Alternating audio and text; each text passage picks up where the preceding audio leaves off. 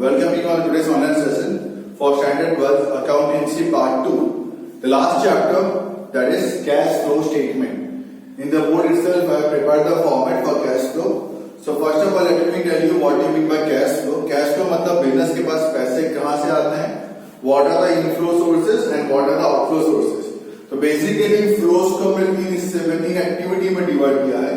One is my operating activities, the next one is my investing activities, and the last one is my financing activities. Inflow, okay, कहाँ से inflow आता है और कहाँ से outflow जाता है वो हम यहाँ पे देखते हैं कैश फ्लो स्टेटमेंट के अंदर. Businessman comes to know from this particular statement कि भाई कितना इनफ्लोज है कितना आउटफ्लोज है. Okay, so from operating activities whatever amount we are getting, okay, उसके बाद पूरा इन्वेस्टिंग का पूरा अलग से करना है whatever amount we are getting. उसके बाद पूरा फाइनेंसिंग का अलग से करना है. फिर ए बी सी तीन को हमें प्लस कर देना है. तीन को प्लस करने के बाद ए बी सी को प्लस करना है. We get net cash flow. Okay, चाहे इनफ्लो हो आउटफ्लो हो. इनफ्लो होगा तो प्लस में होगा, आउटफ्लो होगा तो माइनस में होगा. उसके बाद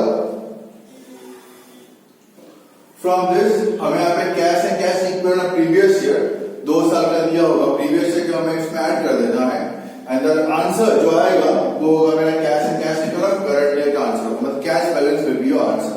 previous year cash balance plus करो current year cash balance of का उसका आंसर अवेलेबल यहाँ पे हो जाएगा. सो कौन सी एक्टिविटी में हम लोग बेसिकली क्या देखते हैं.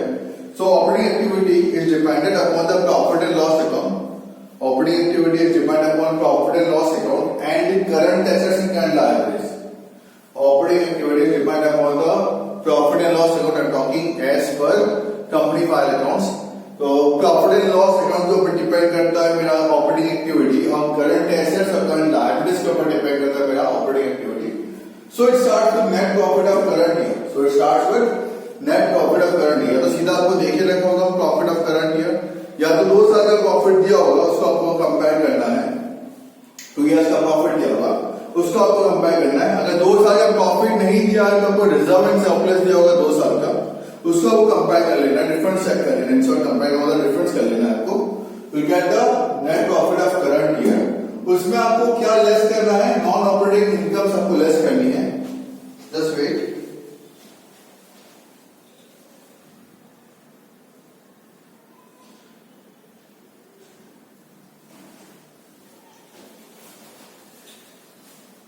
Sorry for disturbance. उसमें आपको नॉन ऑपरेटिंग इनकम आपको लेस करनी है. I went for taking the marker.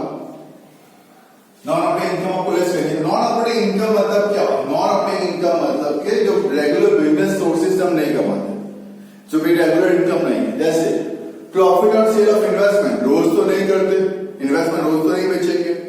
Profit on sale of assets रोज तो एसेट नहीं बेचेंगे. It is not my business of selling the assets. पुराने हो गए होंगे तो मैंने बेच दिया होगा. इंटरेस्ट रिसीव ऑन इन्वेस्टमेंट कभी कभी मुझे मिलता है.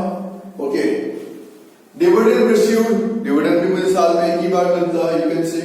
And rent income on the assets. ठीक है, तो ये सब वो इनकम है जिसके लिए मुझे कुछ काम नहीं करना पड़ता. We can say non operating. मुझे कुछ काम नहीं करना पड़ता. एक बार इन्वेस्टमेंट कर दिया होगा, एसेट्स बेच दिया है, इन्वेस्टमेंट किया उस पर इंटरेस्ट मिलता ही रहता है. सेट्स पे इन्वेस्टमेंट किया उस पर डिविडेंड मिलता ही रहता है. प्रॉपर्टीज मैंने किसी को भाड़े पे दे दी उस पर रेंट मिलता ही रहता है. उसके लिए मुझे रेगुलर बेसिस पे काम करने की रिक्वायरमेंट नहीं है. ओके, सो हम कंसीडर करते हैं उसको नॉन ऑपरेटिंग इनकम के अंदर. टोटल ऑफ इट को हमें माइनस करना है. ओके, नॉन ऑपरेटिंग इनकम ये जो है वो हमें माइनस करना है. उसके बाद क्या ऐड करना है, non cash transactions, provisions and financial expenses जो मुझे ऐड करना है. तो उसमें क्या आता है, non cash expenses. Okay, depreciation is non cash expense, मुझे इसको पे नहीं करना होता है. Intangible assets amortisation word use किया है, मतलब राइट ऑफ ही होता है. मैंने राइट ऑफ लिख दिया, उसकी वैल्यू कम हो तो उसको बोलते हैं एमोर्टाइज करना. ओके, वो fictitious assets return of. Loss on sale of assets, loss किया हो तो प्लस, प्रॉफिट किया हो तो बाय माइनस. ओके, उसके बाद tax provision of current year, 2 साल का फिगर कर दिया है तो करंट ईयर का टैक्स प्रोविजन आपको ऊपर प्लस करना है और नीचे टैक्स प्रीवियस ईयर यहाँ पे माइनस करना है.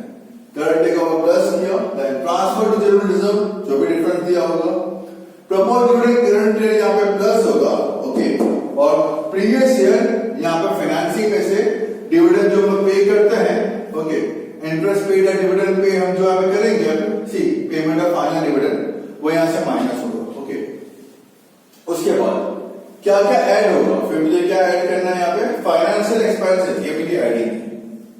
ये ऐड क्या करना है, डिविडेंड पेड है, इंटरेस्ट पेड है, जो इन टर्म्स ऑफ फाइनेंस होता है, जिसके लिए मुझे कुछ काम नहीं करना पड़ता है, okay. So dividend paid, interest paid, वो आपको ऐड करना है। Then you will get operating profit before change working capital, यहाँ पे मुझे फिगर मिलेगा। इसके अंदर से ये लेस किया तो यहाँ पे मैंने फिगर लिखा, इसमें से मैंने ये प्लस किया तो ये अमाउंट मिला, उसमें मैंने ये भी प्लस किया तो ये अमाउंट आया, इसमें से ये माइनस, ये प्लस, तो मुझे नेट अमाउंट यहाँ पे अवेलेबल होगा। जैसे यहाँ पे अवेलेबल हुआ, फिर मुझे क्या करना है, ये क्या है, ये operating profit before change in working capital. Working capital से क्या, उससे पहले क्या चेंज हो मेरे ऑपरेटिंग में, मतलब ये सब बात मान के चलो, it is some profit and loss. अब आता हूं मैं करंट एसेट, करंट लायबिलिटीज में। मुझे तो कैश को लिखना है, लायबिलिटीज बढ़ती है तो कैश आया, सर वो कैश कैसा है, क्रेडिटर्स बढ़े, ठीक है, तो मुझे पेमेंट लेस बाद में करना, तो कैश मिला, कैश रहेगा मेरे पास।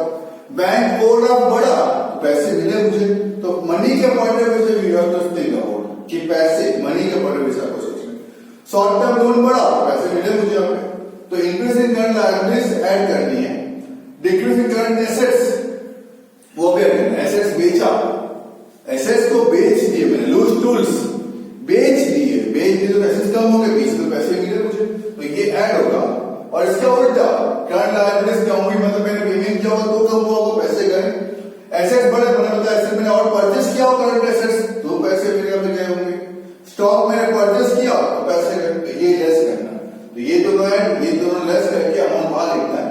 इसमें से इसको मैंने प्लस किया, फिगर अगर प्लस में आया तो प्लस करना है, माइनस में आया तो माइनस करना है, you will get the amount over here.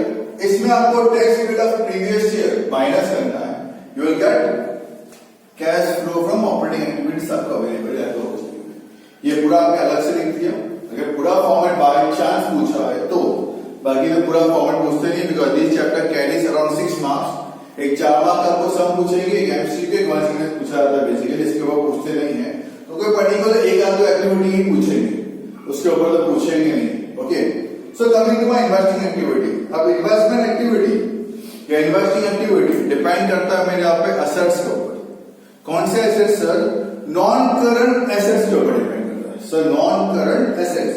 I think आपको पता है what do mean by non current assets, आपने ऑलरेडी कंपनी का final accounts, company final account balance sheet already learn किया है, तो सर मुझे पता है वो 4 पॉइंट जो है, ठीक है। एसेट्स बढ़े तो मतलब पैसे गए, एसेट्स कम हुए मतलब पैसे आए।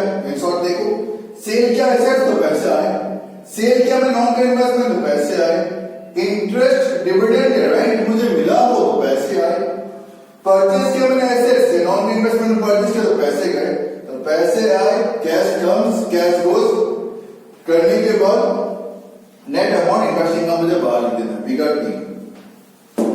Financing activities, okay, financing activities, financing activities depend करता है मेरा यहाँ पे शेयर होल्डर्स फंड के ऊपर और नॉन करंट लायबिलिटीज के ऊपर। आप अगर ध्यान से सोचोगे प्रॉफिट एंड लॉस ये रहा, यहां तक प्रॉफिट एंड लॉस आ गया, यह आ गया मेरा करंट एसेट्स, करंट लायबिलिटीज आ गया, यह आ गया मेरा नॉन करंट एसेट्स आ गया, मतलब एसेट्स में खत्म हो गए, लायबिलिटीज में क्या बचा है, शेयर होल्डर्स फंड और नॉन करंट लायबिलिटीज बची हुई है, तो वो इसमें आ गया। मतलब मेरी पूरी बैलेंस शीट की एक हिस्ट्री है, बैलेंस शीट का परफॉर्मा यहाँ पे बना के दिया हुआ कुछ। अब लायबिलिटीज बढ़ी, मतलब मैंने शेयर्स और भी इश्यू किए होंगे, डिबेंचर्स और भी बेचे होंगे, तो पैसे मिले होंगे मुझे। लायबिलिटीज बढ़ी तो cash comes in, so issue of shares and debentures पैसे मिले। Proceeds of long and short term borrowings, long term short term borrowings किए और मैंने प्रोसीड मतलब और भी करना, तो पैसे मिले। डिविडेंड पे किया, फाइनल डिविडेंड पे किया और साल के एंड में पे किया, इंटरिम इन बिटवीन भी मैंने कोई डिविडेंड अगर मैंने पे किया है तो वो भी माइनस पेमेंट किया। लोन का रिपेमेंट किया तो भी पैसे गए। रिडक्शन ऑफ डिबेंचर, डिबेंचर्स के पैसे वापस किया, प्रेफरेंस शेयर्स के मैंने पैसे वापस किए, 1 सेकंड पैसे गए मेरे पास से। Interest paid on debentures, debentures में इंटरेस्ट पे करना पड़ा, पैसे गए। लोन पे इंटरेस्ट पे करना पड़ा, पैसे गए। तो पैसे आए और पैसे के सेमी एक नेट इफेक्ट मुझे बाहर दे देती है, चाहे प्लस में आए चाहे माइनस में, तो ये सी आ गया। फिर आपको ए बी एंड सी तीनों को प्लस करके नेट कैश फ्लो मिलेगा। ठीक है, उसके अंदर आपको ऐड करना है cash and cash equivalent opening previous year का, तो आपको करंट के वाला आंसर अवेलेबल है, मतलब आपका आंसर टैली हो जाएगा। आई होप सो कि आपको फॉर्मेट क्लियर होगा। फॉर्मेट वंस आपको क्लियर है तो आप कोई भी सम कर सकते हो। फॉर्मेट वंस अगर आपको क्लियर है ना तो बेटा आप कोई भी सम कर सकते हो। ठीक है, जैसे हमने कंपनी फाइनल अकाउंट्स में किया था, मैंने आपको पहले ही बताया था। प्रॉफिट एंड लॉस और बैलेंस शीट का फॉर्मेट आपको क्लियर होना चाहिए। सब में कुछ भी नहीं था, 11 मार्क पक्के थे, आपके पक्के हैं। ओके, उसके बाद था मेरा पे एनालिसिस ऑफ फाइनेंशियल स्टेटमेंट, उसके अंदर भी आपको फॉर्मेट पक्का था कि इंक्रीज करना है, डिक्रीज करना है, इंक्रीज करना है, इंक्रीज का परसेंटेज निकालना है, आपको ऑलरेडी पता है। कंपैरेटिव में होता, कॉमन सेट में क्या था, सेल्स के बेस पे करना था मुझे प्रॉफिट एंड लॉस को। ठीक है, कॉमन सेट के अंदर बैलेंस शीट के अंदर टोटल ऑफ बैलेंस शीट से मुझे करना था। I hope so be clear है। Then chapter number 5 accounting ratio, सारे फॉर्मूलाज, आई थिंक 14 फॉर्मूलाज थे इनके अंदर दूसरे फॉर्मूलाज भी थे, बट 14 फॉर्मूलाज मैंने बोर्ड पे आपको बता दिए थे क्या है और कैसा है। फॉर्मूलाज रन किया, सब क्लियर। देखिए सेम वे यहाँ पे फॉर्मेट रन किया, सब clear. Okay, so with the help of this format we will see the error questions and the exercise sums, so we'll understand that. Okay, और practice करते रहिए। ओके, अभी बता देता हूं मैं आपको कंपनी का फाइनल अकाउंट फॉर्मेट ठीक से बेटा लर्न करना। ओके, देन अकाउंटिंग रेशियो के फॉर्मूला ठीक से लर्न करना। Okay, then financial statement common sense comparative के सम्स ध्यान से करना। अकाउंटिंग रेशियो के फॉर्मूलास, कैश फ्लो का ये फॉर्मेट लर्न कर लेना। Okay, as you already know first part, okay, company final accounts, first part में पार्टनरशिप फाइनल अकाउंट्स आपको एक सम पूछेंगे 11 मार्क में। कंपनी फाइनल अकाउंट्स का एक सम पूछ, कंपनी फाइनल अकाउंट्स का एक सम पूछेंगे 11 मार्क्स में, तो 11 पर 22 मार्क्स हो गए। एडमिशन के एक सम पूछेंगे 8 मार्क्स, रिटायरमेंट के एक सम पूछेंगे 8 मार्क्स, शेयर कैपिटल के एक सम पूछेंगे 8 मार्क्स। शेयर कैपिटल के सम में ऑप्शंस आते हैं, 99% तो शेयर कैपिटल के सम में आपको ऑप्शन देते हैं। दिस टाइम प्रोडक्ट भी आपको नहीं है, तो केस 1। ओके, क्वेश्चन नंबर 12 से लेके क्वेश्चन नंबर 18 तक ऑफ शेयर कैपिटल आप सॉल्व कर लेना। डिबेंचर्स में बेसिकली आपको इश्यूड पर, रेडीमेड पर, इश्यूड पर, रेडीमेड प्रीमियम जो 6 टाइप्स थे वो अच्छे से उसके एंट्रीज आप देख लेना। इश्यूड की, रिडेम्पशंस की 99% वही पूछे जाते हैं एग्जामिनेशंस के अंदर। Okay, 3 marks and 4 marks. Chapter number 4, that is reconstruction of partnership from first part. Sacrifice gain ratio आप देख लेना, and question number 12 उसमें से देख लेना। Okay, chapter number 3 goodwill. Okay, goodwill में से आप चारों चीजों की फॉर्मूला याद कर लेना, चारों की फॉर्मूला याद कर लेना। वेटेज देना मैक्सिमम सिंपल एवरेज प्रॉफिट को, और वेटेड एवरेज प्रॉफिट को ज्यादा इंपॉर्टेंस देना, उसके फॉर्मूला ठीक से करना, उसमें रुपीज लगाना भूलना मत। चैप्टर नंबर 1 फ्रॉम पार्ट 1, उसमें क्वेश्चन नंबर 3 के 11 सम्स है, वो 11 के 11 सम्स आपको बताओ इसे कैसे करना है। Chapter number 7 dissolution, chapter 7 dissolution, question number 4 के लास्ट 2-3 क्वेश्चन से हो, क्वेश्चन नंबर 5 पूरा एंड क्वेश्चन नंबर 6 पूरा आपको इतना करना है। चैप्टर 2 में तो मैंने बता दिया, फर्स्ट चैप्टर में सबको करना क्या है, question number 12 to question number 18 ठीक से कर लेना। ओके, चैप्टर 2 में मैंने बताया डिबेंचर्स में आपको 6 जो दिया है, पार प्रीमियम, पार डिस्काउंट प्रीमियम, डिस्काउंट पार, वो 6 जो है वो आप लर्न कर लेना, उसके एंट्रीज बेसिकली। और एक कन्वर्टेबल डिबेंचर्स वाला भी कर लेना, जो मैंने वेरी लास्ट लेक्चर में बताया था, एक वो भी आप देख सकते हो, वो भी चांसेस है पूछे जाने के। ओके, थर्ड चैप्टर मैंने कंपनी फाइनेंस बता दिया, उसमें आपके लास्ट के 2 इलस्ट्रेशंस एंड एक्सेस में लास्ट के 2 sums, question number 9 and question number 10। Then chapter number 4 की बात करें तो जो सिंपल वाला है क्वेश्चन मार्क वाले नहीं करोगे एट प्रेजेंट प्रैक्टिस के लिए। ठीक है, मैं ये नहीं बोल रहा करना है मत, आई एम जस्ट टेलिंग कि आप नहीं करोगे। ओके, एकदम इतना तो भी चलेगा, बट एक बार देख जरूर लेना उसको भी अब। सो चैप्टर नंबर 4 में कंपैरेटिव के सम्स एंड कॉमन सर्च के सम्स एक बार कर लेना सॉल्व। चैप्टर नंबर 5 तो पहले फॉर्मूला ही लर्न करना, उसके बाद ही सम पे अटैक करना।